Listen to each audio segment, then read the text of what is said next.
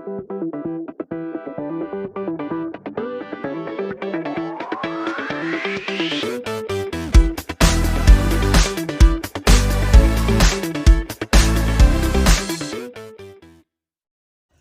वालेकुम and welcome to Ibrahim academy.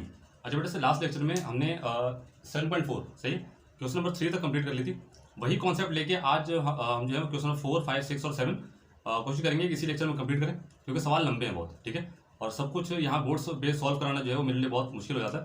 तो इसी वजह से जो है वो एक्सरसाइज के अंदर एक एक्सरसाइज में 2 से 3 लेक्चर दरकार होते हैं, ठीक है जी। तो अगर आपसे गुजारिश है भैया, अगर आप चैनल पर नए हैं तो बराए मेहरबानी जो है चैनल को सब्सक्राइब जरूर कीजिएगा अगर आपको लेक्चर पसंद आ रहा तो, और वीडियो को लाइक भी कर दीजिएगा, शेयर भी कर दीजिएगा उन लोगों के साथ जिनको इसकी अशद ज़रूरत है। तो बगैर टाइम जी ज़ाया किए यार इसको करते हैं। अच्छा, अब शुरू करते हैं। यार देखो, अगर आपने इससे पुराना लेक्चर नहीं देखा हुआ और आप चैनल पे नए हैं, आज पहले दफ़ा वीडियो खोलिए तो इससे पुराना लेक्चर जाकर देख लीजिएगा। इंट्रोडक्शन से 7.4 देखना चाह रहे हैं तो क्वेश्चन 1 से लेकर 3 तक पहले देख लीजिएगा, फिर इस पर आएगा, क्योंकि उसमें सब बातें पहले कर चुके हैं हम लोग जो अब करने वाले। बेटा एक आपको जो है वो एम दिया हुआ और एक पॉइंट दिया हुआ, सॉल्व कर लेते हैं पहले। बोलते हैं write down the equation for the straight lines given gradient -3 यानी कि m-3 और पॉइंट दिया हुआ। हाँ, उसने y इंटरसेप्ट बोला था 0,2। अच्छा, y इंटरसेप्ट बोला हुआ, इसका मतलब ये होगा कुछ लाइन है वो यूं होगी, यहाँ टच कर रही है इस जगह में, तो यहाँ पे वो बोल रहे हैं 4 पे टच कर रही है, 4 है इधर, सही, y 4 है, इसका मतलब x 0 होगा क्योंकि y इंटरसेप्ट है। ये हमने इससे पुराने लेक्चर में डिस्कस किया था कि भाई अगर y इंटरसेप्ट होता है तो y इंटरसेप्ट के ऊपर यानी कि y एक्सिस के ऊपर x हमेशा 0 रहता है, और सिमिलरली x एक्सिस के ऊपर जैसे ये है, अगर ये लाइन यहाँ से गुजर जाए तो यहाँ पे y 0 होगा, तो x कुछ ना कुछ होगा और y 0 रहेगा, उल्टा होता है, सही। तो वहाँ से हमें पता लगा कि कोऑर्डिनेट जो है, अच्छा 4 नहीं, यहाँ पे 2 है भाई, ये 4 है, 2 है, हाँ y इंटरसेप्ट 2 है भाई, सॉरी ये 2 है, 4 नहीं है भाई, 2 है। तो 0,2 मुझे पता लगा कि यार y इंटरसेप्ट होगा, और वहाँ से मैंने पॉइंट पता कर लिया, ठीक है। अब इसकी इक्वेशन के लिए आपने करना क्या होगा, आपने लगाना m का formula is equal to y - 2 divided by x - 0। Sir ये y और x कहाँ से आ गया बेटा, इससे पुराने लेक्चर में मैं सब कुछ जो है डिस्कस किया था। मैंने बोला था यहाँ पे कोई पॉइंट है, फॉर एग्जाम्पल उसका x, y है। अब इसको आपने x1 लेना है, इसको y1 लेना है, इसको x2 लेना है और इसको y2 लेना है। y2 में से y1 निकालना है आपने, ठीक है। तो ये तो पता ही नहीं है y होगा, तो y - 2 किया और x - 0 कर दिया। m की जगह आपने पुट करना -3 इक्वल टू, ये तो x ही होगा, ठीक है। 0 किया, x बचा, x में जाके -3 से मल्टीप्लाई हो गया। सिंपल काम यार, ये वही काम है जो पुराने किया है। हो सकता है आप में से बहुत सारे लोगों ने ये सवाल कर लें, लेकिन मेरे फर्ज है कि यहाँ पे करवा दूँ आप लोगों में, ताकि किसी को मसला हो तो वो यहाँ से देखना। ये +2 यहाँ आ जाएगा भाई, इक्वल टू y। अब इसको अरेंज कर लो, y will be equal to -3x + 2 भाई, हो गया। ये y = mx + c की फॉर्म में आ गई है, इसका मतलब है दैट इज द इक्वेशन, ठीक है भाई। इसका पार्ट ही हो गया। अच्छा, पार्ट बी जो है इसका, उसमें उसको कर लेते हैं, उसका m कुछ और है। अच्छा ये मिटा दो, उसका m कुछ और है, पॉइंट कुछ और है, तो लिख लेते क्या है। चलो अभी यार क्या होगी, बस सही। हाँ बेटा, उसका m जो है वो -2 है, और उसने आपको y इंटरसेप्ट बोला हुआ, यानी कि 0,5 ही होगा, ठीक है भाई। बस शुरू हो जाओ, m = y - 5 अपॉन x - 0, ये आ गया -2 equal to y - 5 upon x, ये वहाँ चला गया -2x इक्वल टू y - 5, ये -5 यहाँ आया, +5 इक्वल टू y। रीअरेंज कर लो भाई, y = -2x + 5, ये इक्वेशन आ गई। वैसे सवाल करवाने की जरूरत नहीं थी, लेकिन एक रिकॉर्ड चलता आ रहा है ना कि सर नवीद जो है वो कोई सवाल छुड़वाते नहीं है, तो अल्लाह का बहुत शुक्र है, उसने तौफीक दी भाई। हमारा कोई इसके अंदर जो है वो कोई अमल दखल नहीं है, इंसान की हिम्मत जो है वो देने वाले ज़्यादा अल्लाह की, ठीक है भाई। तो ये हो गया भाई यहाँ पर। अब देखते हैं क्वेश्चन नंबर 5। चलिए क्वेश्चन नंबर 5 देखें, ये बहुत ईजी है, ठीक है। इसके अंदर आपको 2 चीज़ें पूछी हुई उसने, और इन दी एंड स्केच करने को बोला हुआ। बोलते हैं find where the following lines cut the x axis and the y axis, hence sketch these lines. पहली लाइन ये दी हुई है। अच्छा, इसमें x इंटरसेप्ट और y इंटरसेप्ट का मैंने जो आपको कॉन्सेप्ट बताया था, उसमें मैंने बताया था कि यार y इंटरसेप्ट के ऊपर x 0 होता है, ठीक है, और x इंटरसेप्ट के ऊपर y 0 होता है, वाइस वर्सा। अब ये जो पूरी लाइन दी हुई है ना, लाइन की इक्वेशन, इसमें ये तो ये जिस लाइन की भी इक्वेशन है, इसके अंदर अगर x को 0 कर दूंगा तो मेरे पास y का वो पॉइंट आएगा जहां से लाइन y एक्सिस से कट कर रही होगी और x 0 होगा। और उसी तरह अगर इसी इक्वेशन में, ठीक है, सेम लाइन है ना, इसी इक्वेशन में y की जगह 0 पुट कर दूंगा तो x का वो आंसर आएगा जहां से लाइन x को काट के जा रही होगी और वहां y 0 होगा। तो भाई आपने कुछ करना नहीं है, आपने y इंटरसेप्ट निकालने के लिए इस इक्वेशन में x की जगह 0 पुट करना है। करो, y इक्वल टू 2 इंटू 0 -4, ये 0 हो गया, y इज इक्वल टू -4। ठीक है भाई, ये जो पहला कोऑर्डिनेट आया तुम लोग के सामने 0,4 आया, अब ये आ गया। यहां पे आपने y की जगह 0 पुट करना क्योंकि x इंटरसेप्ट है, 2x -4, 4 यहां आ जाएगा, प्लस हो गया, ये हो जाएगा 4/2 equal to x equal to 2। बेटा दूसरा कोऑर्डिनेट जो आ रहा है वो आ रहा है 2,0, ये होता। अच्छा, इसका स्केच करने का तो काम है ना, वो बहुत आसान है। उसमें करना क्या तुम लोगों ने, ये देखो 0,4, अच्छा इसको यहाँ लिख लो भाई, 0,4 पहला कोऑर्डिनेट और दूसरा 2,0। सबसे आसान कोऑर्डिनेट है यार, ये लो, ये दो है ना, ये सबसे आसान कोऑर्डिनेट है इसका स्केच करने के लिए। किस तरह, जरा देखो, मैं एक काम करता हूँ, ये है ग्राफ। अच्छा, मैं टू द स्केल नहीं बना रहा, आप लोग कॉपी में या फिर एग्जाम के अंदर टू द स्केल बनाइएगा इसको, ठीक है। मार्क कर लें, 1 हो गया, 2 हो गया, 3, 4, ये 4 तक जा रहा है ना, बल्कि नहीं, वो 2 तक जा रहा है। 1, 2, 3 और 4, ये आपने मार्क किया, ठीक है भाई। पहला कोऑर्डिनेट क्या है, ये वाला 0,4, 0 x है और y 4 है, ये वाला, ये है आपका y इंटरसेप्ट, और वो क्या है x इंटरसेप्ट 2,0, वो यहाँ होगा। आपने इन दोनों लाइनों को मिला देना, स्ट्रेट लाइन बनेगी। इन दोनों पॉइंट्स को स्केल से मिला देना आप लोगों ने, ठीक है, बन गया ग्राफ। बस ये करना था, स्ट्रेट लाइन का ग्राफ है ना यार। स्ट्रेट लाइन का सबसे आसान ग्राफ जो होता है उसमें उसके लिए एक दफ़ा x 0 रख लो, y की वैल्यू निकालो, ये आएगा, और दूसरी दफ़ा y 0 रखो और x की वैल्यू निकालो, तो वो आएगा। उन दोनों पॉइंट्स को ग्राफ के ऊपर आपने मीट करा देना, बस लाइन बन गई, ठीक है भाई। अब देख लो इसका पार्ट बी, चलो ये इसका पार्ट बी देखें, ये भी आसान है, वैसे काम करना है बिल्कुल। ये आपके थोड़ा मैंने डेटा जो है वो क्लीन कर दिया। आपने करना कुछ नहीं है, आपने y इंटरसेप्ट के लिए x की जगह रखना 0 इसी इक्वेशन में, और x इंटरसेप्ट के लिए आपने रखना है y 0 इसी इक्वेशन में। रखो 2y equal to 3 into 0 plus 6, 2y equal to, ये 0 हो गया और ये 6 हो गया, y will be equal to 6/2 यानी कि 3। तो y का जो आंसर आ रहा है वो 3 आ रहा है, और पहला कोऑर्डिनेट जो आपको ग्राफ के लिए चाहिए होगा वो 0,3 होगा, ठीक है बेटा। x 0 किया, 0 रखने के बाद x 0 रखने के बाद आपके पास y का आंसर 3 आ गया, पहला कोऑर्डिनेट। दूसरा यहाँ पे y 0 करो भाई, 2 into 0 equal to 3x plus 6 हो गया, ये 0 हो गया, 3x प्लस 6 हो गया, 6 यहाँ ले आए, -6 इक्वल टू 3x, 3 1 डिवाइड करा दो इक्वल टू x, 3 1 और 3 -2, x का आंसर -2, ठीक है भाई। अच्छा, अब ये जो कोऑर्डिनेट है ये आया -2,0। अब इन दो कोऑर्डिनेट्स को आपने मिलाना है, ठीक है बेटा। हाँ ठीक है, यहाँ बना लो, स्केच कर देते हैं ताकि शिकायत ना रहे कोई। आज से 10 साल बाद कोई देख रहा होगा तो बोलेगा कि सर आपने करवाई नहीं, ठीक है भाई। तो जब पहला कोऑर्डिनेट क्या था भूल गया मैं, हाँ 0,3 था, ठीक है भाई 0,3। अच्छा, मैं एक काम करता हूँ, यहाँ पे जो x आ रहा है वो -2 आ रहा है, तो थोड़ा यूँ बनाना पड़ेगा इसको, यूँ बना लें आप। मैं फिर बता रहा हूँ, ये आपने स्कूल में या फिर एग्जाम के अंदर या फिर आपको मॉक होगा या फिर वो होगा स्कूल की कॉपी वगैरह जैसे होती है ना, सही है, तो उस पर आपने टू द स्केल बनाना होगा, ये ऐसे मत बना देना। ये तो मैं तुम लोग को कर रहा हूँ कि मेरा टाइम नहीं होता, लेकिन आपने वहाँ पे टू द स्केल बनाना, ठीक है भाई। अच्छा, ये देखो कहाँ तक जा रहा है, ये तो 0 है, ये -2 पे, ये आगे जा नहीं रहा। 1 लिख लो, 2 और 3 यहाँ तक कर लो, -1 -2 और -3 कर लो, 1 किया, 2 किया, 3 किया, नीचे है नहीं कुछ। पहला कोऑर्डिनेट बेटा 0,3 आया था, ठीक है, 0 ये रहा, और 3 जो y का वो ये रहा, पहला कोऑर्डिनेट। अच्छा, उसके बाद बोल रहे हैं -2,0, -2 ये रहा और 0 इसी के ऊपर, तो लाइन बनेगी ये ऐसे, इसको काट के भी जाएगी, इन दोनों पॉइंट्स के ऊपर से गुजार दीजिएगा लाइन, हो गया भाई।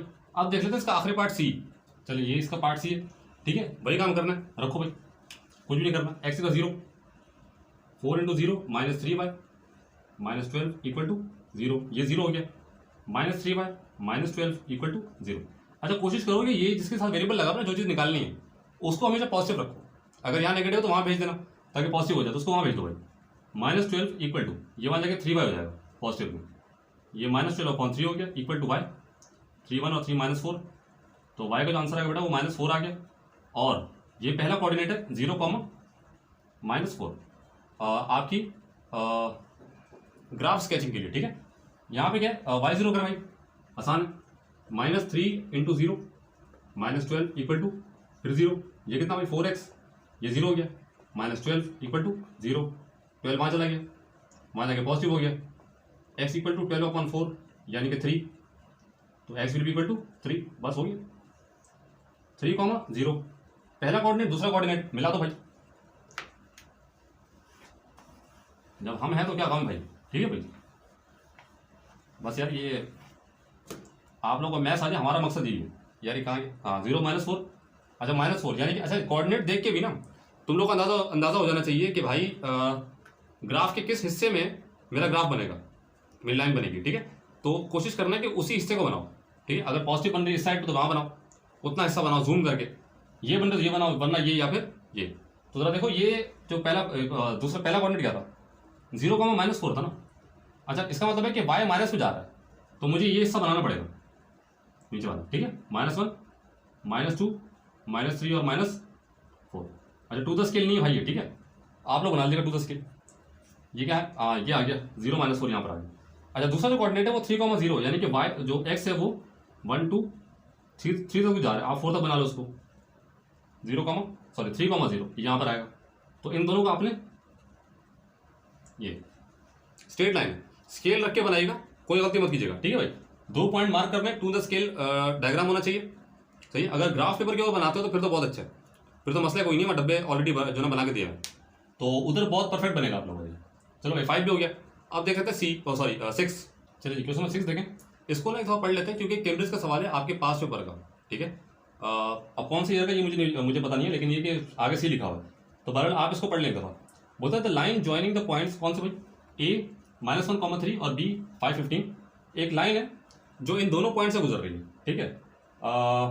मीट्स द एक्सिस, अच्छा ये देखो जरा AX EX, बेटा ये प्लूरल होता है एक्सिस का, ठीक है, ये आपको बता दूं मैं, प्लूरल ऑफ एक्सिस। अरे जैसे y एक्सिस होती है ना, y एक्सिस सिंगल एक्सिस है और x एक्सिस फिर वो भी सिंगल है। अगर मैं दोनों की बात करूंगा ना y और x दोनों, तो इस तरह बनेगा प्लूरल।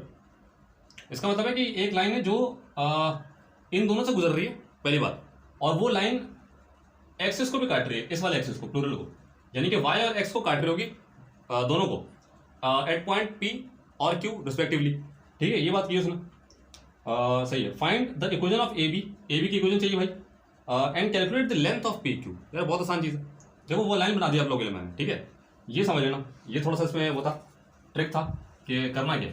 अब जरा सुनो, चलो भाई फॉर एग्जाम्पल ये लाइन है, ठीक है, यहाँ पे कहीं पे बीच में A और B आ रहा होगा, नहीं भी आया तो मसला नहीं है, लेकिन मुझे ये पता है कि ये जो A और B है वो इस लाइन के ऊपर कहीं मौजूद होगा, लेकिन हो सकता है कि ये पीछे जहाँ से लाइन चलती हुई आ रही है, भाई ये तो अरबों खरबों में जा रहा है ना, मुझे तो नहीं पता, तो A और B कहीं वहाँ होगा, सही। वैसे इतना दूर नहीं होगा क्योंकि इसने कोऑर्डिनेट दे दिए हैं, ये कहीं ये होगा, तो ये मैंने ऐसी एग्जाम्पल अपने सामने बनाई है। अच्छा इसका एम भी मुझे नहीं पता कि ये नेगेटिव आएगा या पॉजिटिव आएगा, अगर तो नेगेटिव आएगा तो लाइन ऐसी बनेगी, लेकिन अगर पॉजिटिव आएगा तो लाइन ऐसी बनेगी, ये बनेगी लाइन, ठीक है बेटा। तो फिर यहाँ पर P होगा और यहाँ पर Q होगा, ठीक है, ये डिस्टिंक्शन होता है।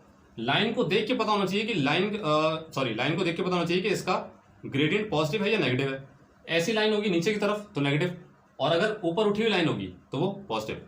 अब एक और चीज सुनो, अब यहाँ पर आपको सबसे पहले तो AB की इक्वेशन चाहिए, इक्वेशन के लिए इन दोनों का m चाहिए, तो निकालो, स्टार्ट लो। m इक्वल टू बेटा y2 - y1 upon x2 - x1। तो m के लिए अब आप मार्क कर लो पहले तो x1 y1 x2 y2, ठीक है भाई। 15 - 3 divide by 5 - -1, m equal to कितना होगा बेटा 12/6, 2 आ गया। सर m तो 2 आ गया, क्या करूं बेटा, m 2 आ गया ना। अब आपको इसकी इक्वेशन नहीं पता, इक्वेशन निकालने के लिए अब आपने करना क्या, आपके पास एक तो पॉइंट ये वाला, इनमें से कोई भी ले लो, ये उठा लो, और एक minute, find the equation of A B, यहाँ बिल्कुल सही है ना यार। एक तो एम आ गया, एक ये पॉइंट था सही, ये वाला, या इसको ले लो, और दूसरा जो पॉइंट होगा वो एक्स कॉमा वाई होगा। ये हमने देखा था इससे अभी जो हमने स्टार्ट किया ये इक्वेशन 1 और 2 में, क्वेश्चन नंबर 1 और 2 में, कि इक्वेशन किस तरह निकालते हैं। अगर एम हो और एक पॉइंट दिया हो तो एक पॉइंट या तो बी ले लो या ए ले लो, आपकी मर्जी है, इक्वेशन आ जाएगी। क्योंकि ए और बी जो है वो दोनों एक ही लाइन के और मौजूद हैं, दो कोई भी यूज़ कर लेंगे तो आपके पास इक्वेशन आ जाएगा।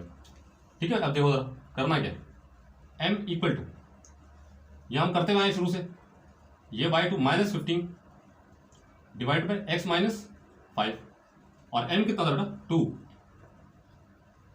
बाई -15 अपॉन एक्स -5, वहाँ मल्टीप्लाई करवाओ दोनों को। बेटा अगर आप लोगों को ये चीज़ थोड़ा परेशान कर रही है तो आप लोग जाके क्वेश्चन नंबर 1 और 2 देख लीजिएगा। ठीक है, इसी एक्सरसाइज का इससे पिछले लेक्चर में करवाया मैंने, तो वो आपको परेशान नहीं करेगा फिर, क्योंकि जो लोग देख के आ चुके हैं मैं दोबारा रिपीट करूंगा तो उनके लिए बुरी हो जाएगी, सही, वो बोर हो जाएंगे। तो आप इसको पीछे जाके देख लीजिएगा, ये उनको पता होगा कि जो मैं क्या कर रहा हूँ, जो पहले से देख रहे हैं।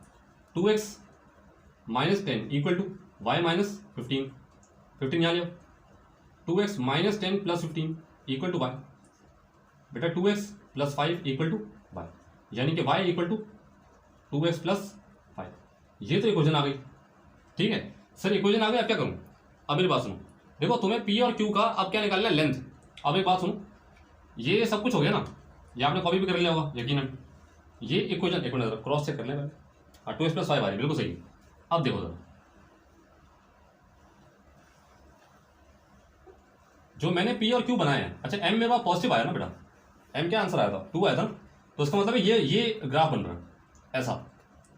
ठीक है, यहाँ पर जरा देखो, ये जो p का कोऑर्डिनेट है ये बोल रहा था एक्सिस है ना, एक्सिस पे काट रहा है, तो p और q कोई भी ले लो, p को आप जो है वो बोलेंगे यार ये y एक्सिस को काट रहा होगा, और q जो है वो एक्सिस को काट रहा होगा, मर्जी आपकी। अच्छा सर मर्जी क्यों है? मर्जी से मुराद ये है बेटा कि p और q कोई भी ले लो, उसकी लेंथ तो एक ही आएगी ना, बस कोऑर्डिनेट्स निकालने होंगे आपको। कोऑर्डिनेट्स निकालने के लिए अब आपने क्या करना होगा, इस इक्वेशन का इस्तेमाल करना होगा। ठीक है, अब देखो किस तरह, देखो ये जो y एक्सिस को काट रहा है, यहाँ पे x तो 0 होगा और y कुछ ना कुछ होगा, सेम एज इट इज यहाँ पर, और यहाँ पर x जो है वो कुछ ना कुछ होगा और y 0 होगा, क्योंकि x एक्सिस के ऊपर है। ठीक है, ये बात हम डिस्कस कर चुके हैं पहले। अब अगर मुझे p का y चाहिए तो इस इक्वेशन में मैं x की जगह पे 0 पुट कर दूंगा। सर क्यों? बेटा x की जगह आप 0 पुट करेंगे इस इक्वेशन में तो जाहिर सी बात है ये इक्वेशन जिस लाइन की ये इक्वेशन है उसी लाइन पे p और q दोनों मौजूद हैं। ठीक है, जैसे a और b दोनों मौजूद थे, अगर आप इस इक्वेशन में -1 पुट करेंगे ना x की जगह पर तो आंसर 3 आएगा आपके साथ आपके पास। ठीक है, कोरिस्पॉन्डिंग चीज आती है हमेशा, ये बात याद रखना। अगर 3 पुट कर दोगे y की जगह पे तो x का आंसर -1 आएगा, यहाँ से करके देख लो बेशक, मसला नहीं है। इसी तरह सेम टू सेम अगर इसी क्वेश्चन में x की जगह 5 पुट करोगे तो आंसर 15 आना चाहिए y का, और 15 पुट करोगे y की जगह पे तो x का आंसर 5 आना चाहिए कॉरेस्पॉन्डिंग। तो भाई ये जो 2 पॉइंट्स हैं ये भी उस लाइन के ऊपर ही है ना, सही है, और आपको उसका एक का x पता है और एक का y पता है, एक का x 0 एक का y 0, तो इस इक्वेशन में y = 2x + 5, इस इक्वेशन में अगर मैं p निकाल रहा हूँ, p का कोऑर्डिनेट मुझे पूरा चाहिए ना, y चाहिए, तो x की जगह 0 पुट करना पड़ेगा, 0 + 5, y = 5, ये 0 हो जाएगा। तो p का जो कोऑर्डिनेट आया बेटा वो आ गया, अरे यार क्या कर दिया, 0,5, ये कोऑर्डिनेट आ रहा है p का इस इक्वेशन से। ठीक है, और सिमिलरली अगर q चाहिए तो दोबारा यही इक्वेशन यूज होगी, क्योंकि q भी इसी इक्वेशन के ऊपर है, यानी कि लाइन के ऊपर है, और ये लाइन भी, सॉरी ये इक्वेशन उसी लाइन की है। अब उसकी जगह देखो q पे, यहाँ y 0 है और x का नहीं पता मुझे, तो मुझे y की जगह 0 पुट करना पड़ेगा ताकि x आ जाए। ये वहां आ जाएगा -5 = 2x, x विल बी = -5/2। तो जो q का कोऑर्डिनेट आया भाई वो आ गया -5/2, 0। ये 2 पॉइंट आ गए। अब इन 2 पॉइंट्स को यूज करके आपने इसकी लेंथ निकालनी है, सेम एज हम पहले देख चुके हैं इसको, लेंथ का फॉर्मूला जो होता है।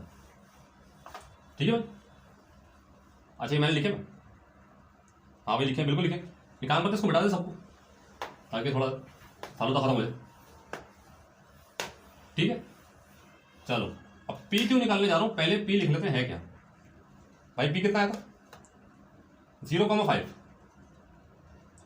और जो q मेरे सामने आया था वो आया था अच्छा ये क्वेश्चन है बेटा ऊपर वाला, ये क्यू दूसरा क्यू आया था -5.2 कॉमा 0।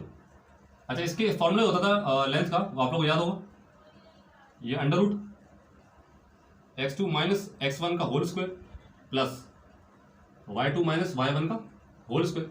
सर हमें याद है आपने करवाया था, बिल्कुल बेटा, वेरी गुड, क्या बात, इतने अच्छे आप लोग याद होगा, क्या बात। सर आपने रिकॉर्डिंग कर दी, हम देख लेंगे, ठीक है भाई।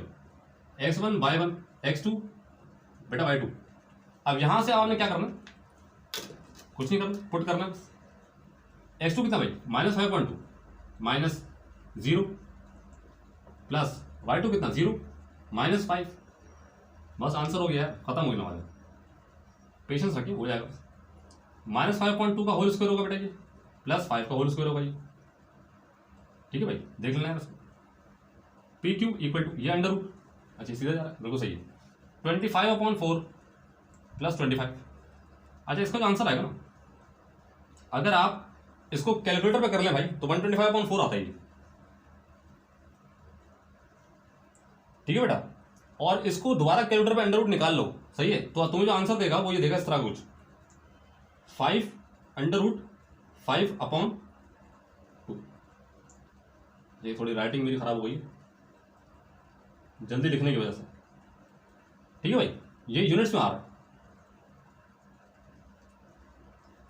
यहां के। इसके बाद जो काम है वो कैलकुलेटर का है, ये आंसर आ गया, और यही पीछे आंसर आप देख लीजिएगा, इसमें दिया हुआ, या फिर आप लिखिएगा 5.6 यूनिट्स, अगर तो पॉइंट्स में देना है आपने, ठीक है। ये केम्ब्रिज का सवाल था, बहुत आसान सवाल पूछा था उसने कोऑर्डिनेट ज्योमेट्री के लिहाज से, वरना बहुत मुश्किल चीजें पूछता है, ठीक है। अब इसका आखिरी सवाल देख लेते हैं, इस लेक्चर का आखिरी सवाल, वरना तो फिर 8, 9 और 10 भी रह जाएंगे ना, वो इसके नेक्स्ट लेक्चर में इंशाल्लाह कोशिश करेंगे पूरा कर लें। 7 देख लें हम जरा, चलिए क्वेश्चन 7 देखें। ये भी इंतहाई दर्जे का कोई आसान सवाल है, ठीक है, कुछ नहीं करना आपने, अब आपको प्रैक्टिस करवा रही है, सही है। अब इसको पढ़ लो जरा। बोले find in terms of T, ठीक है, इन टर्म्स ऑफ टी निकालो, यानी कि जो चीज निकालोगे उसमें टी मौजूद होना चाहिए, इन टर्म्स का मतलब ये होता है, ठीक है। The equation of the line through the point, ये वाला, अच्छा ये वाला, और m जो है भाई कितना है उसका, विद द ग्रेडियंट t, सही है। Find the values of t, अच्छा पहले तो ये निकाल लो ना, देखो इसके लिए कुछ करना नहीं है, एक और पॉइंट होगा कोई ना कोई x, y, ये होगा x1, सॉरी ये होगा x2, ये होगा x1 y1, ये x2 y2। m का फॉर्मूला लगाना, m equal to y2 minus y1 divide by x2 minus x1। m जो है वो t है तो रख दिया तुम लोगों ने, y2 कितना बेटा y माइनस y1 0 था डिवाइड बाई x2 जो था वो x था, और जो x1 था वो t था, इनको जाकर मल्टीप्लाई करवा दो, t into x minus T equal to y, 0 0 खत्म हो गया। अच्छा ये थोड़ा सा टेढ़ा हो गया भाई, सीधा कर लो, ठीक है।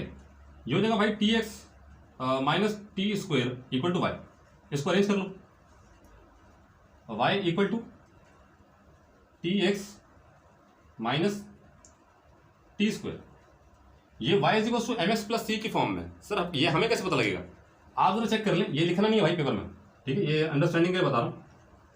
एम एक्स प्लस सी, एक्स की जगह एक्स लिखा हुआ है, वाई की जगह वाई लिखा हुआ है, और एम की जगह पर टी लिखा हुआ है, सही वही था ना। एम जो था वो आपको सवाल में उसने टी दिया हुआ था। अब आपने जो इक्वेशन बनाई है वो ये चेक करने का तरीका होता है कि सर मैंने जो इक्वेशन बनाई है वो सवाल के लिहाज से सही बनी है नहीं बनी, तो एम चेक कर लें आप। अब जरूरी नहीं है कि सिर्फ एम चेक करने से इक्वेशन ठीक हो जाएगी, लेकिन एक अंदाजा होता है इंसान को कि हाँ यार मैं सही लेके चल रहा था। ये होता है, ये तो चलो छोटा सवाल था ना, इसमें बड़े बड़े सवाल जब आते हैं तो उसके अंदर पूरे पेज के ऊपर आपको इक्वेशन निकालनी पड़ती है। तो इन दी एंड अगर आप चेक कर लें कि हाँ यार मैं जो एम निकाल कर आया हूँ वो क्या सवाल के एम से मैच कर रहा है, ग्रेडियंट से मैच कर रहा है या नहीं कर रहा होता तो एक इंसान को अंदाजा होता है कि हाँ यार मैं सही करके आया हूँ। अब जरा सी देखो टी स्क्वायर, ठीक, आ गई क्वेश्चन। अब करना क्या है, अच्छा लिखना नहीं भाई, ये सिर्फ चेक करने के लिए था। अब वो बोल रहा है कि यार एक काम करो, find the values of T. अब टी का वो निकालो, वैल्यू निकालो, फॉर विच, अच्छा वैल्यूज बोल रहा है यानी कि दो वैल्यूज। जैसे पता है कि यार टी जो है वो स्क्वायर में क्वाड्रेटिक इक्वेशन है, चैप्टर 4 में पढ़ा चुका हूँ सारा, पता होगा कि यार जितनी जो है वो इक्वेशन की सॉरी जो वेरिएबल की पावर होती है उतने आंसर आते हैं, तो दो आंसर आने चाहिए, मोर देन 1 होंगे तभी वैल्यूज बोला हुआ उसने। आगे चलो, for which the line passes through the point 5,6, यही लाइन 5,6 पे पास कर रही है। इसका मतलब है कि y की जगह जो है वो 6 आएगा और x की जगह 5 आएगा। 5,6 ये x है ये y है बेटे, ये जो पॉइंट है ना 5,6 ये इसी लाइन के ऊपर मौजूद है जिसकी इक्वेशन है। तो जाहिर सी बात है अगर इसको इसमें पुट कर दूंगा तो एक नई इक्वेशन निकल कर आएगी इन टर्म्स ऑफ टी। करो। अच्छा वैसे ये इक्वेशन का आंसर हो गया यहाँ तक, सही है, तुम लोग चेक कर लेना इसको, ये आंसर है शायद, मैं चेक कर लेता हूँ। आंसर यही है 5,6 रखते हैं हम, सही है। एक काम करो उसको मिटाओ यार।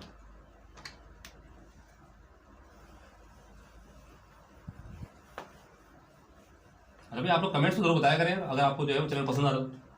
सब्सक्राइब भी करके लगे हाथ, नहीं किया तो ठीक है भाई। ये देखो, अच्छा इसको मिटा दो। अब y की जगह 6 रखो, कॉमा, ये 5 6 ही है ना, हाँ वो सही है। टी एक्स की जगह 5 आ जाएगा माइनस टी स्क्वायर, ये हो जाएगा भाई 6 equal to 5t minus t square. इन दोनों को मान लिया, नेगेटिव था यहाँ के पॉजिटिव हो गया, ये पॉजिटिव था यहाँ पे नेगेटिव हो गया, और 6 ऑलरेडी मौजूद था पॉजिटिव। फैक्टर बना लो। फैक्टर क्या बनाया मैंने, फैक्टर्स के भाई मैंने बनाए हैं 3 और 2 बनाए, सही। -3 minus 2t plus 6 equal to 0, ठीक है। t common, t minus 3 minus 2 common, t minus 3 equal to 0। अच्छा माइनस है क्योंकि माइनस माइनस प्लस होगा, ठीक है भाई। और t माइनस 2 और t माइनस 3 इक्वल टू 0। दो possibilities, t minus 2 equal to 0 और t माइनस 3 इक्वल टू 0। यहाँ से t का आंसर बेटा 2 आएगा पॉजिटिव, और यहाँ से t का आंसर 3 आएगा पॉजिटिव। 2,3 आंसर है सर, ठीक है भाई। हमने चेक कर लिया, आप चेक कर लीजिएगा, ठीक है। यहाँ तक क्वेश्चन नंबर 7 तक हमने कंप्लीट किया। अब इसके नेक्स्ट लेक्चर में कोशिश करेंगे यार कि इसको कंप्लीट करें। तो 3 सवाल रह गए, 8, 9 और 10, ठीक है। इतना स्टैमिना होता नहीं है सुबह से लेकर रात तक पढ़ाने के बाद कि यूट्यूब के ऊपर जो है वो इस लेक्चर के ऊपर ज़्यादा सवाल अपलोड कर सकूँ मैं, ठीक है, एक ही लेक्चर में। तो कोशिश पूरी होती है कि रोज़ के रोज़ एक लेक्चर अपलोड हो जाए, ताकि आपके पढ़ाई के अंदर जो है वो कोई खलल ना आए। तो भाई अगर आपको चैनल पसंद आ रहा है, सही है, वीडियोस और लेक्चर्स आप जो है वो रेगुलर सुन रहे हैं और आपको चीज़ें समझ आ रही हैं, तो कम से कम जो है आपसे गुजारिश ये है कि आप एटलीस्ट कमेंट्स में जरूर बताया करें। बहुत लोग बताते हैं, उनका बहुत शुक्रिया भाई आप लोगों का, सही है, दिल से बहुत शुक्रिया आप लोगों का। तो वो बताया करें और वीडियो को लाइक भी कर दें, शेयर भी कर दें, चैनल को सब्सक्राइब जरूर कीजिएगा और लोगों से भी करवाइएगा, ठीक है जी, हमारी मोटिवेशन के लिए। तो इसी उम्मीद के साथ कि अल्लाह ताला आपका और इस पाकिस्तान का हामी नासिर हो। पाकिस्तान जिंदाबाद, पाक फौज जिंदाबाद।